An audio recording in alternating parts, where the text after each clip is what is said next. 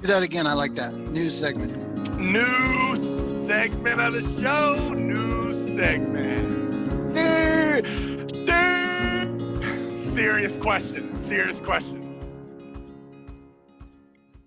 Go. Did you think my performance on Uncle John was better than my performances so far for Travis Bagent Unfiltered and Arm TV? Oh man, it's tough. Let's leave it better. Hold on. I better? Hold on. Oh shit. Hold on.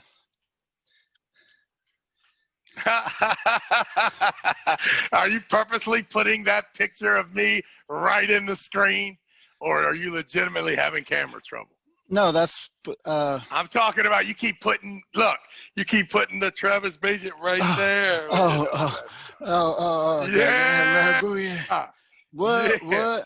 Awkward. Okay, listen, we're gonna come back to that. I don't want to jump ahead. First things first. We have a branding guy. Are you familiar with this? I saw an email that was so detailed. It was so amazingly presented that it scared the shit out of me. Yeah. Meaning, all I'm saying is, I don't think I can keep up with that guy. No, I can't either. I love that guy. I just can't imagine having a relationship with that guy and him not thinking I'm the worst, laziest piece of garbage that have underachieving human being that he's ever met.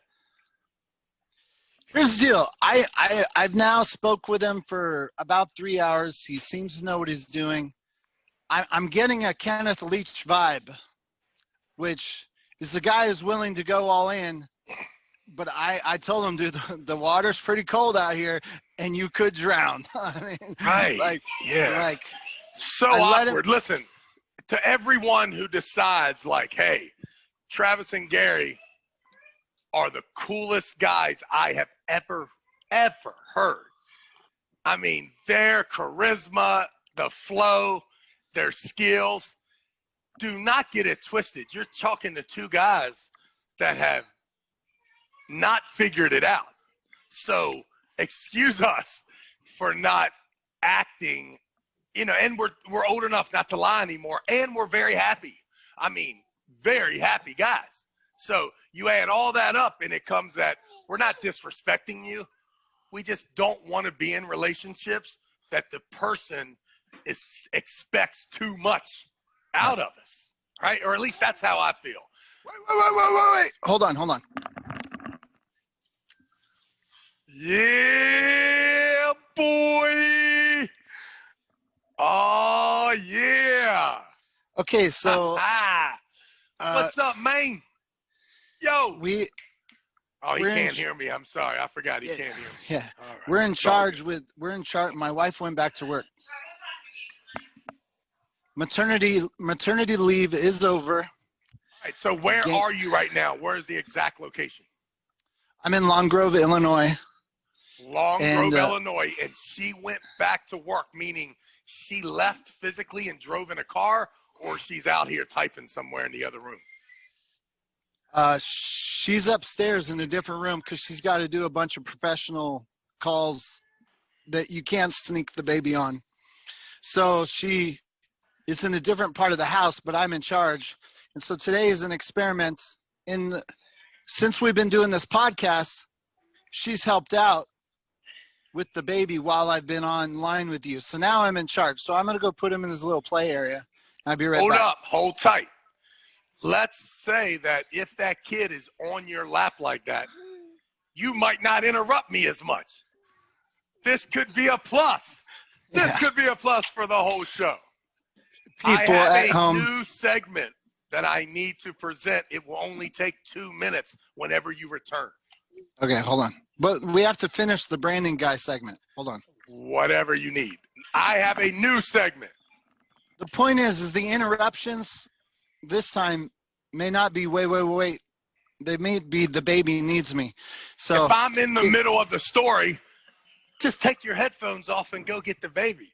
I will continue And we will keep making money, kid. We'll keep making money. Okay, so back on the branding guy. He calls us up and he's like, hey, I think you could be. So for perfect example, he's like, you're in the sports and fitness kind of field, and some of their channels, YouTube channels, have 10 million viewers. Arm TV could have 10 million viewers. And I'm like, been there, done that. Of course. Yeah. I mean, yeah. How do you get 10 million viewers? Like, I don't. Anyways, he's like, here's some things we do. Like you said, he's speaking a level that's beyond my capability in terms of branding. I bring it up because, one, he's messing with things on the channel. He's experimenting with thumbnails, experimenting with titling. Like, he went back to some other videos and he put Arm TV CEO. And so for viewers out there, if you start to see things that might be a little different, it's 100% Mr. Brand experimenting. He's taking videos that are on kind of a decline in view, and he's seeing if he could pop them back up. It's all about trying to trick YouTube. It's one big fishing. We are fishing. There's billions of people out there on the world. YouTube has billions of people, I guess, online. And when you have a channel, you're just fishing. You're trying different baits to see what you can catch. And that is what is going on right now. So keep that in mind. If you, like, someone put, I put up a challenge where I was arm wrestling the teenagers that directly led to the broken arm a few weeks later. And I probably would have put teenagers in the title, and he's saying, well, they are teens, they go to school, so why not play with the schoolboy? So we put schoolboy in the title, and it's like, people are like, oh, that's clickbait. And I'm like, well, theoretically. Yeah. I mean, there's some truth to it. How cool is it to have people using your stuff for bait? Yeah.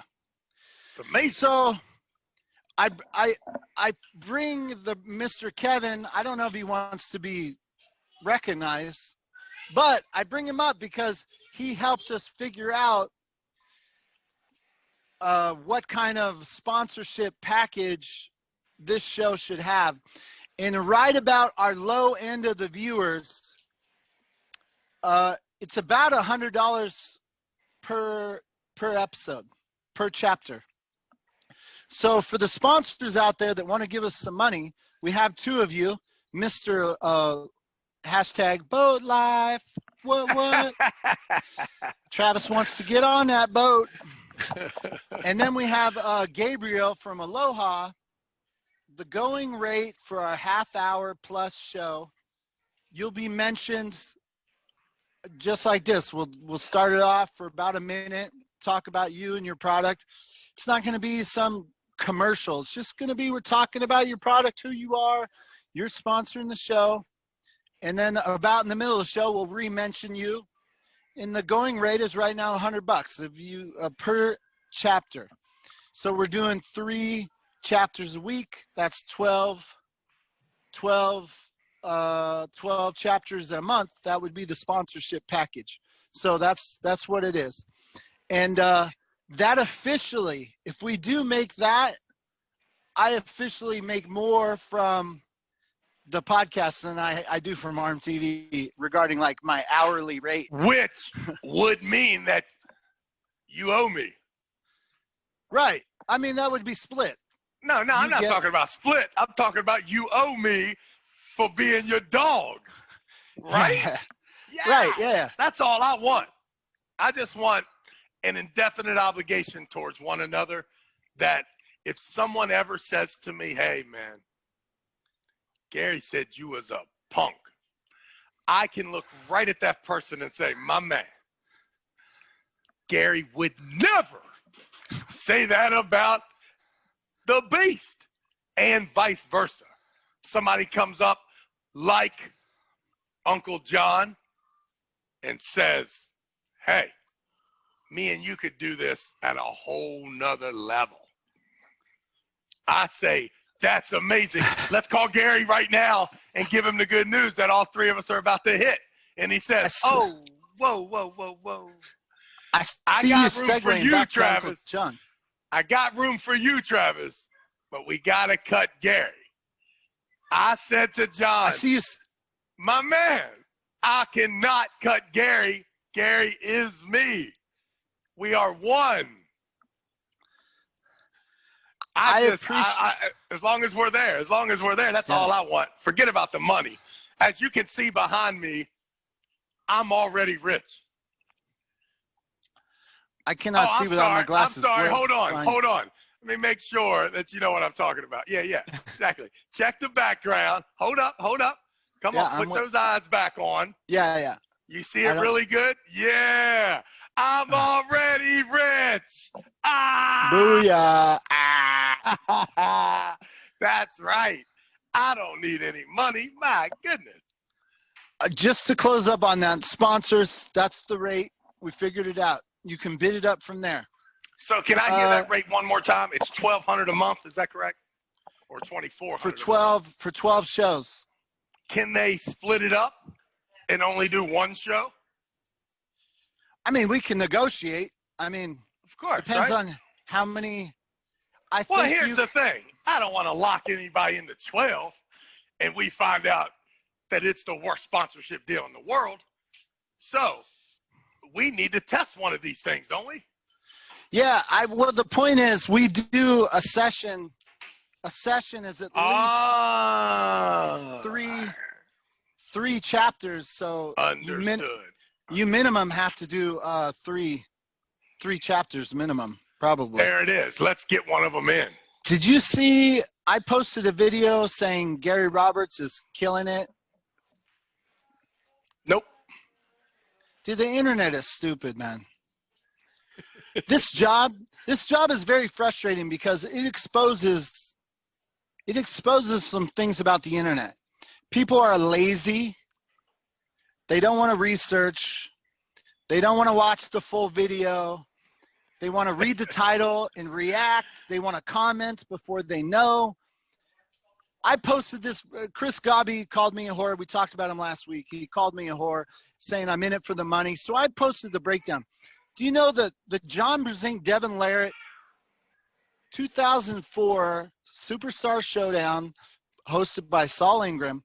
That video is it's going to be at 500,000 views in about, I don't know, maybe a month.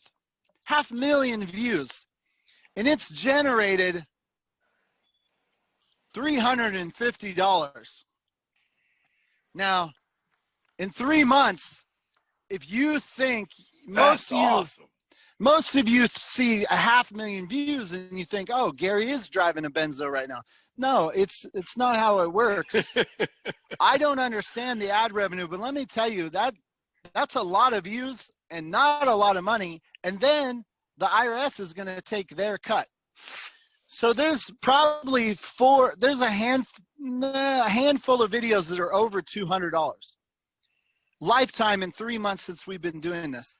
And then you get down to, I put 2 days of work into re-editing some videos that have only made like $40, which breaks down to me making like not even $2 an hour for my effort. Anyways, I was annoyed with Gobby, so I posted this video and I titled Gary Roberts Getting Rich Off Arm Wrestlers, which is clearly a sarcastic, joking. Not an admission. Are you sure it wasn't an admission of guilt? $18,000 since 2010 in server fees to host Arm TV. So I'm in the hole by the lot. Anyways, I was annoyed. I posted this video and half the people were like, man, congratulations. They think like they're weekly numbers or even daily or whatever. My point is I get a message from Bill Collins last night. And he says this. Do you need to borrow $5? No. I just looked over your financials. Dude, no, he says, Karen Bean says you are not allowed to post any AAA videos that you did not film on Arm TV. You have been Frank and beamed. You've been Frank and beamed before, right? Yeah, I thought Karen and I, over the years, I thought we'd repaired that relationship. There is that would mean that Karen would have to be a normal person, not an alien from planet Armwrestlingville. So here's the thing. Where she's the leader. So what is her problem? Here's the thing. Bill Collins, I replied, well, that's weird that she didn't just come to me directly. We have a relationship. She can whole 100% communicate with me. She goes through Bill. I'm like, well, that's weird. What? What's the figure? You know what that means. No, I don't know what that means. That means I got a question. Interrupt. I thought you were saying I know what it means. We could No. Okay. Let's just put this out here, that it is clear that you do not have the relationship with Karen Bean, possibly, that you thought you did. And I'm willing to put it out here now and say that you no longer have the same relationship with Bill Collins anymore, after you just said that Bill Collins told you what Karen told him. Are you saying that that's private information? Did you ask Bill if he minded if you confronted Karen or put that information out to the world? Listen, Arm TV Nation, you 100% have to know that I'm now going to talk about anything related to drama in me on this show. It's just going to happen. So that's what I'm going to do. So here's the thing. His response was, well, you were bragging on the internet about how much you're making. And I was like, wait a minute. Wait, I can't see you shaking your head. What's scarier? Karen thinking that you're making money on the internet and saying something to Bill? Or Bill not saying, bitch, are you crazy? Making money? Gary has lost money from the moment he saw the word arm wrestling. And only now is he hoping to dig out of this fucking tunnel. But the fact that Bill probably said, yeah, Karen, you're right. I'll call him. Maybe I'll make him stop putting UAL fitties up too. So the fact is, it's one thing for Garrett, for Karen. That does not surprise me. But what does surprise me is Bill didn't explain to her right away, Karen, do not call me, do not talk to me about anything related to Gary making any money at arm wrestling. Are you kidding me? If he makes $1 million, he'll break even with the time and dedication and server fees. Jesus. See, what people don't understand, and I'm just going to end with this because I went off on Gabi last week about I was on an airplane once. I had a huge fight with previous wife, Anissa. If you're in arm wrestling, most of you know her. There was a day. Absolutely tremendous human being. Yeah, she's awesome. But there's no doubt that on 7 out of 10 occasions in life, family-related things, it could be perceived that I was choosing arm wrestling over family. And I did it in the name of, hey, I have to pay the bills. This is what I got to do. You know, it's not that I think arm wrestling is more important than families. It's that this is literally putting a roof over our head. Well, anyways, there was one time we were getting in a fight. She did not understand that if I don't go to tournaments, the membership drops immediately. If I take a couple weeks off, membership goes down. It's like you're constantly having to swim. And I needed a new tournament. And she couldn't get it. She just didn't understand. And she told me, if you get on that airplane and you go to that tournament, we are done. And I looked at her. This might have been around 2008. I said, if you're leaving me, then I guess we're done. Because arm wrestling is what puts over a roof over our head. And if that's what I got to do, I'm going to continue doing it. And don't let the door hit you on the way out. I straight up told her that. And she didn't take it happily. I get on the airplane and I'm thinking to myself, I'm making such huge risks with this. Like, it needs to pay off because I'm betting everything. I went over it with Neil Pickup, and it's sort of like you're at the gambling table and you keep losing, so you just double down and you lose again and you double down and you lose again, and you're hoping for the big payoff to make you whole. In the arm wrestling, my career, it was a lot like that, just doubling down more and more, because one day it's going to have to happen. Well, as we know, it didn't happen. But my point is that I got to a point where my ex-wife, she left me for her high school sweetheart. They met on Facebook. He had feelings again. She had feelings for him. And she's like, he's successful. And I thought to myself, well, I'm a failure. Like, I lost everything. CrossFit hadn't paid off like I thought. I had nothing with arm wrestling. I never saved any money. I didn't have any retirement plans. Someone who works for yourself, I never had health insurance. I had nothing to my name.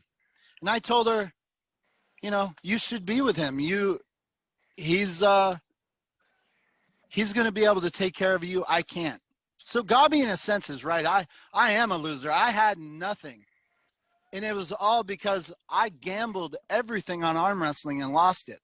Now, someone comes to me and says, hey, your content is worth something. Share some of those videos people want to see. It's like, okay, I didn't know what it's worth. But let me tell you something. Karen Bean. Yes, a few people sent me some AAA videos from previous years, or like 90s and early 2000s. Those videos will make about $20 on YouTube if no John Brzenk is in them. So if you'd like me to cut you that check, you send me your PayPal. I will digitally send that off to you. But if you think like right now I'm crushing it, you guys don't have the time to read something and fully see what is sarcasm and what's sarcasm and what is real. It's like, it's really frustrating. I messaged to Bill. I said, it's frustrating that you guys didn't get the joke. And he turned around and he's like, oh, well, so, and he made it sound like he didn't say bragging. No, Bill, you thought I was bragging too, because your message said you're bragging. Yeah. Complete ass retard. So it's like, it's very frustrating to me because, dude, it's not bragging. It's not bragging. Like, I don't know what you guys are talking about. Do you know how lucky they are that you're not the typical guy? Because the typical guy would have forged the numbers to make him look somewhat respectful. And if you would have done that, this whole show would have to be shut down if you actually turned a profit. I mean, absolutely unbelievable. Well, listen, I'll take all that hate. You let them bring it towards me, because I am only doing it to make some money. Here's the thing. Speaking, I have another segment. Okay, we have to switch to your story. No. We got another segment. No. After your story. No. I'll forget. Dude, this is only going to take 30 seconds. Okay, what? New segment. Have some noise right there, some music. New segment. As you can see with this bright orange shirt, this is how I'm going to introduce the new segment. Ladies and gentlemen, thanks a lot to Wayne Kelly Wayne Kelly outside of Houston, or is it Houston? No, it's all Houston, Texas. My man Wayne comes to a lot of the tournaments whenever I'm out there. Great guy. Wayne sent me this shirt, told me to wear it the next time I arm wrestle. I don't know when that's going to be, but I got a feeling that it made me think about the new segment for The Beast. If you want to see your shirt on the show, send us a little link. We'll send you the address. I'm a XX. I will tell you this. Those shirts that have $100 bills stacked on them will get first option. Yeah. Okay. Back to you. The last time you said chop it up and send me $250 if you make $5. No. If I believe I ended it at, I got the phone call at weigh-ins that said, yo, get down here and let's see Marvin, right? No, bro. We're on Cage Crocker. No. He's been at he has the bike. You waited 3 months. All right. Yeah, he has the bike. Now it's you waited 3 months. You waited 3 months, but I did get I got the phone call that wanted. Did I tell you that that Victory wanted me to come to the Sturgis Rally? We got there yet? No. Perfect. So it's been 3 months. Cage Crocker has the bike right in his garage. I'm calling Cage. I'm like, yo, what are we gonna do? He's like, dude, I think we should. The only thing we can do is chop it up and sell it for parts, right? And he said he knows a guy, and I'm scared. I'm like, man. And when it's all said and done, we're gonna make like $1,000 each, it's about $2,500, right? Because you got to pay somebody to take the damn thing apart and to list it and to sell it, and it's gonna take a while anyway, right? Shit, we might get left with 10 parts that don't get sold. Okay, hold on. Right? Wait. There's no way without a title to use this bike. I don't know. Take it to Mexico. I've only asked. I'm scared. Wait, I'm so scared, right? And I'm in Las Vegas. So if I was in San Diego, maybe it would have been a different scenario. But I'm chilling in Las Vegas, Nevada. I got a 68 retail bike, $6,800 retail bike. Victory, the weakest model they got, right?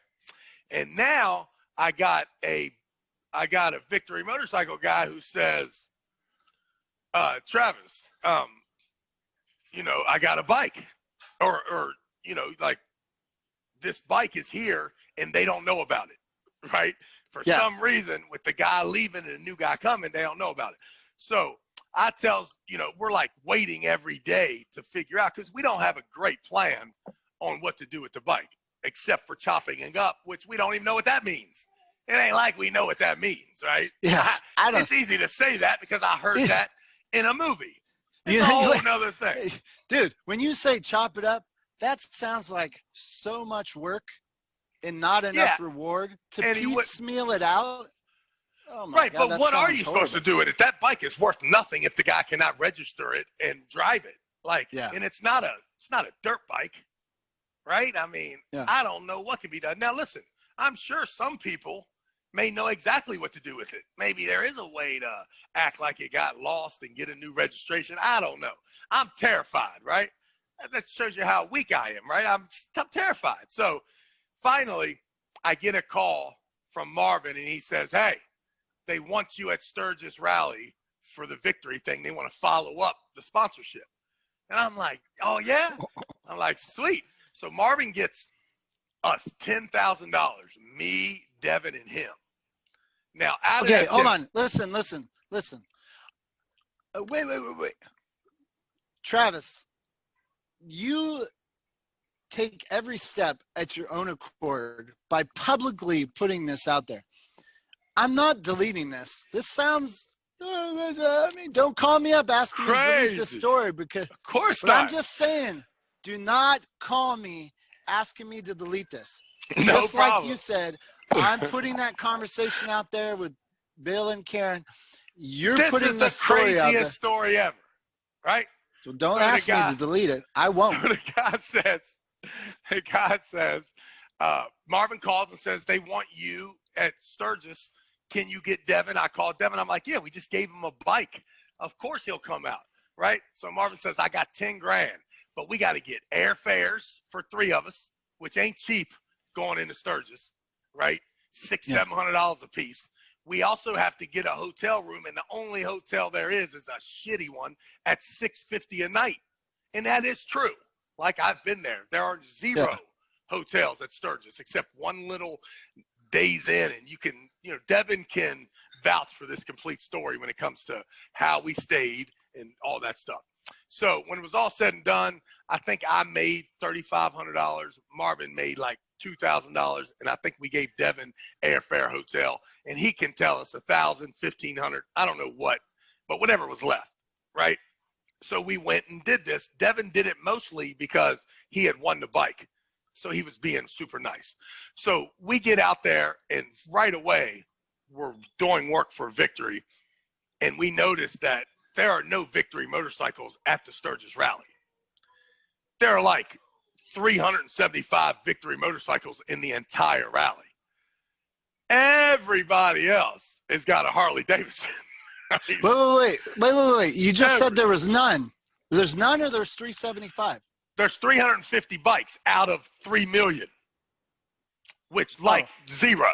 You know what I mean? Right, like the percentage is 0.009%, right? None.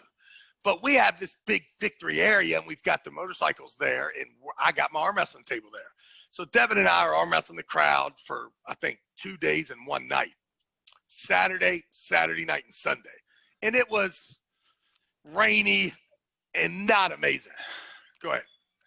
How long, since the Las Vegas event that Devin won the motorcycle and this Sturgis event, how much time has elapsed? Oh, man, that's a good question, because you know what I find is that I'll say 2 weeks sometime, and then it's 3 months, or I'll say 3 months and it's 2 weeks. So the tournament where he won the bike, I think, was in June, and I believe at the end of July is the Sturgis Rally every year. The point is, when you're in Sturgis, are you still scared they're calling at any moment to ask for this missing bike? 100%. That's my point. 100%. That's all I wanted to know. Yes, I am. Yeah, Go ahead, okay. what we got? So 2 months. So this is what has happened. Devin has won the bike. 1 month later, they have given Devin another bike. So for 1 whole month now, I'm waiting. I get the call 3 days. I get the call a week before we went to Sturgis. It was okay. right? Hold on, Travis. Okay. Are you telling me that when you're in Sturgis, do you have a plan that at any point the sponsor guy comes up to you at Sturgis and he's like, oh, someone just let me know that there's 2 bikes out, and it was only supposed to be 1. What are you going to say to them? I'm going to say, we've been waiting. I'm going to say that, Reed, you know exactly where the bike is. Go get it and take it back to the thing. No problem, which is what I thought I was going to have to do anyway as soon as they delivered Devin's bike. Or at least they would call me and tell me to deliver it, which then I would say, I am not the bike delivery guy, but it is in Vegas, right? So, but here, 1 month, listen, I'm going to be like, 1 month has gone by. Because I even asked Devin, I'm like, Devin, what do you want me to do with this bike? He's like, just hold on and make sure I get mine. Once I get it, no problem. So he gets it, right? Yeah. He gets the bike. I call and he says, I got the bike. I'm like, yo, what do I do with this bike? He's like, that's your bike, buddy. And I'm like, yeah, right. Dude, I don't have nothing but a key. I don't have registration. I don't have nothing. So he laughs. He laughs, thinking that I'm going to then give it back, right? I let 3 weeks go by and I get a phone call. The new guy at Sturgis Rally has called Marvin and wants to follow up with the sponsorship, right? Can I get Devon Travis there? They set the thing. First, second week in August, me, Devon, and Marvin go to Sturgis Rally. They've already given Devon a bike. He's had it for a couple weeks, right? in his possession, and I've got the other bike that they've not yet came and got, which I figure this will be perfect because they're going to ask me about the bike. I'll give them the address. They'll take it back, right? Yeah. But I also know that my man Cage has already said, yo, bro, if they don't come get this bike, we should chop it up. That's the only thing we can do. And I'm like, I don't know. I'm a little scared. I don't really know what chopping it up means, but fuck it. We'll see what happens. So we go to Sturgis Rally. We set up the booth. We do a good job. The first day, when I say a good job, it ain't that awesome. Bikers didn't really want to come get their ass whipped that much, but we arm wrestled enough. But Saturday night, there's a huge concert at this saloon. It's famous over there, right there in the heart of town. They give me the microphone right after Ozzy Osbourne gets done rocking the fucking mic. What? Right? It's amazing. I got a picture of it. I will send you that picture. It's me and Devin. I don't believe you will send it. I don't know, have but footage I saw of the this victory picture. bike. I saw this picture when I sent you the one of me and Devin with the motorcycle, just the two. I never got a motorcycle picture. What are you talking about? Oh yeah, I'll send it to you. Me and Devin we're on the victory motor. I'll send it to you when I get off. But it doesn't matter. I found the other picture too, the little selfie of the crowd, right? So I get the mic and I say, ladies and gentlemen, I just want to let you know that right at that stage behind you, and everybody turned around, there's a big stage in the back. I said, there's an arm wrestling table. I happen to be the greatest arm wrestler in the world, and Victory Motorcycle has a G5 17-4, whatever the hell model Victory motorcycles over there. And if anybody can beat me, that motorcycle is yours. Now, my wife told me that this was a rough crowd and that some of the baddest dudes in the world were right here at the Sturgis Rally. Is it but true? I don't see it. You guys look like a bunch of chumps to me. So the stage is right there, right? Hold on. Are you? Oh, you said that on the. You said on the wife, microphone right after Ozzy Osbourne left the stage 2 seconds later in front of him. Oh my God, that's funny. It was that's awesome. funny. Right, Devin was there. It was awesome. We go in the back. We arm wrestle 30, 40 times. They get in the line. It's this great thing. That night, the new guy who I hadn't met yet, I didn't even meet the other guy, just talked to him on the phone. I meet the new guy, and he's real high up at Victory. And he's like, da-da-da-da. So, Travis, what do you think about the bike? And I said, well, unfortunately, because he figured that I won the bike because this guy's brand new. So he doesn't know that Devin was the actual winner of the bike, right? I said, I actually put the tournament on, and Devin here won my class that I would have won. And that got him the bike. Right? So I made that little assessment, and I said, but the owner's right here, and he loves it. He just got it 3 weeks ago. They sent one from there, and he's like, da-da-da. Well, Travis, that's not fair. We got to get you a bike. No. I said, me? I said, well, listen. Hold on. Oh, no. We got to get you a bike. Wait, no. Dude. Episode, chapter ends. We got to come back to that. That's a perfect We got to get you a bike. We got to get you a bike. Hey, from now on, I got to tell 2 stories. A story where I kept that bike too and chopped the other one, or I let that one replace the other. Tease, hold on. We hope you like the content. Thanks for stopping by. Please leave a comment, like, share, and subscribe. Now click that little bell icon so you get notified. This was Gary Roberts and Travis Bagent live. Damn it! Do something else. Don't ever say them 2 names to me